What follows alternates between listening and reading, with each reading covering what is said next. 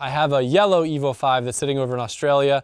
That one also has a built head. I don't think it's a built engine, but it's got an Evo 8 interior swapped into it. I put some miles on it driving across Australia, and it's been chilling over at Luke Fink's place. Yellow Evo 5s are really rare. I found one there. It was a really good deal. I got it, and it's been sitting in storage waiting for me to come back, and I haven't found the time to get over there, but I'm excited to go reacquaintance myself with that car and then bring it over here next year and park it with my other Evos, and maybe that one will be the street car Evo. Maybe that one will. I don't know which will be the street car Evo or what all their purposes will be, but I feel like I could never have, if I could get an Evo in every single color, I would. It's one of my favorite cars for sure.